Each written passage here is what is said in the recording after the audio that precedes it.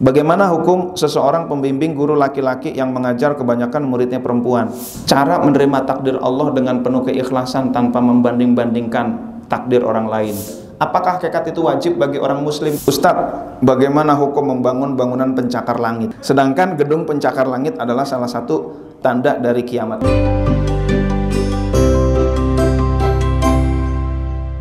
Ustadz, bagaimana hukum membangun bangunan pencakar langit?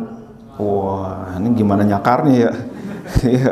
Sedangkan gedung pencakar langit adalah salah satu tanda dari kiamat. Betul. Wa antarul khufatal aratal ala yatatawaluna fil bunyan. Akan kau jumpai nanti kalau udah zaman wis akhir, orang-orang yang bertelanjang kaki dan badan miskin itu sekarang penggembala kambing, mereka berlomba-lomba membangun gedung. Lalu bagaimana dong membangun gedung pencakar langit? Kan itu tanda kiamat, betul tanda kiamatnya, tapi bangun gedungnya nggak ada salahnya. Itu hanya fenomena. Fenomena ntar kalau udah deket kiamat, ini bakal banyak orang bangun gedung. Itu fenomena. Semua tergantung kepada yang pertama, niatnya dia bangun gedung apa, itu ya. Kalau bangun gedung niatnya ternyata saya bangun gedung kenapa? Biar samping-samping itu rusak alamnya, nah, itu jelek. Nah, maka amdalnya harus diperhatikan. Itu bangun gedung di mana? Ternyata di lumbung padi, Meikarta, ya salah gitu. Itu nggak boleh gitu kan. Nah itu jadi dampaknya apa gitu. Bangun gedungnya nggak salah, niatnya dan cara melakukannya itu yang menentukan salah atau benarnya gitu ya. Nah, itu fenomena sosial. Ustadz minta dijelaskan akidah Islamiyah. Akidah Islamiyah kurang lebih iman itu percaya Allah, malaikat, kitab, rasul, kiamat, takdir. 6 rukun iman. Allah ada sifatnya yang wajib, ada yang mustahil, ada yang jaiz. Rasul, Allah, malaikat juga begitu. Allah, malaikat, kitabnya kita udah tahu ada 4. Rasul ada 25 yang wajib kita ketahui. Kiamat juga ada tanda-tandanya, takdir ya, baik yang dan buruk. Nah ini secara garis besar itulah. Bagaimana hukum seseorang pembimbing guru laki-laki yang mengajar kebanyakan muridnya perempuan? Itu ya. Kalau bisa laki-laki ngajar laki-laki, perempuan ngajar perempuan, itu lebih baik. Guru tahfidz, nerima setoran, yang nyetor perempuan cantik gitu kan. Udah gitu dia berdua, lalu pas ngelihat setoran, ya Allah indah banget gitu kan. Ya Allah, ini bisa bahaya. Kalau bisa laki dengan laki, perempuan dengan perempuan. Kalau terbatas SDM-nya bagaimana? Ada, bisa disiasati. Kayak begini nih, kan ada perempuan ya, tapi saya nggak ngeliat gitu kan. Nah itu bisa disiasati dengan begitu. Yang kedua, kalau memang perempuan, kalau ini ya, ustazah siapa tuh yang pakai cadar yang nggak boleh dipoto tuh?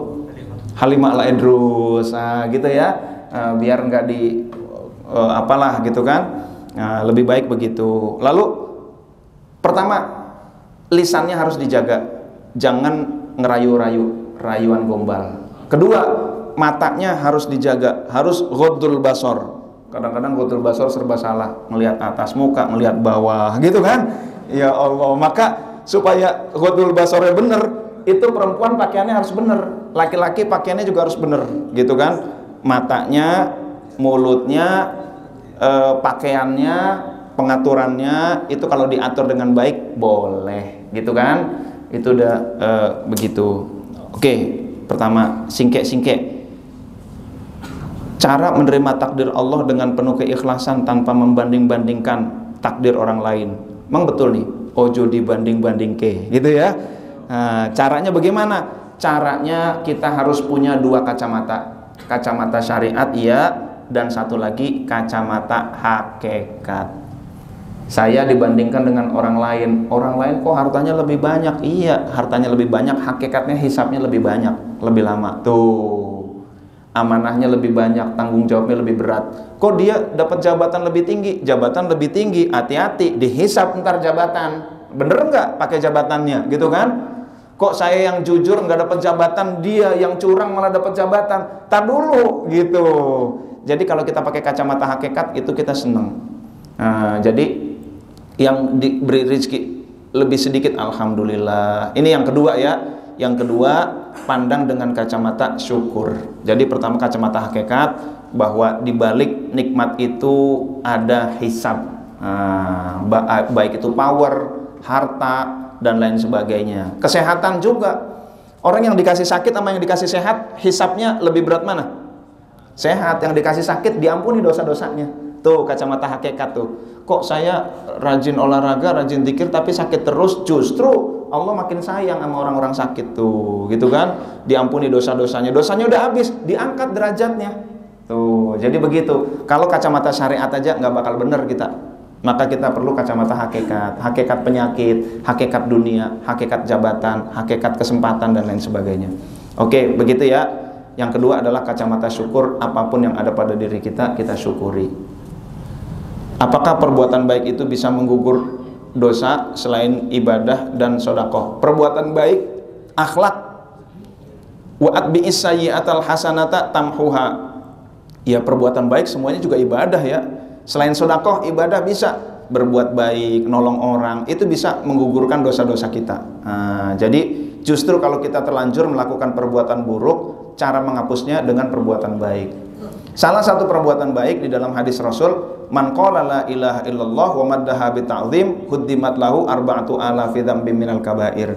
Siapa yang mengucapkan la ilaha illallah lalu dipanjangkan karena mengagungkan la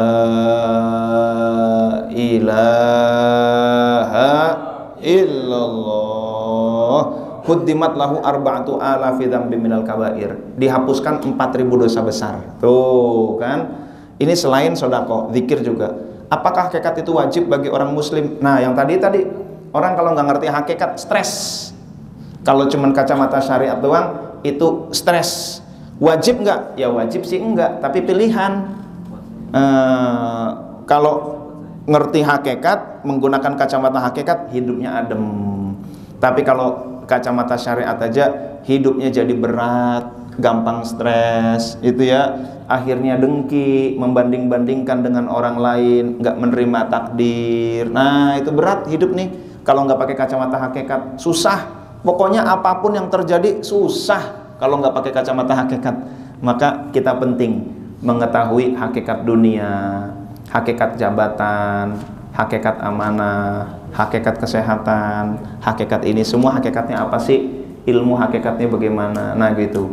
Demikian dulu, mudah-mudahan Allah beri taufik dan hidayah kepada kita, sehingga apapun yang diperintahkan oleh hawa nafsu kita tinggalkan, dan apapun yang diminta oleh hawa nafsu untuk ditinggalkan justru kita lakukan. Bismillah, mudah-mudahan Allah memberi taufik dan hidayah kepada kita. Amin ya rabbal alamin. Kurang lebihnya mohon maaf. Terima kasih. Wabillahi taufiq wal hidayah, wallahul muwaffiq ila aqwamit thoriq. Assalamualaikum warahmatullahi wabarakatuh. Waalaikumsalam warahmatullahi wabarakatuh.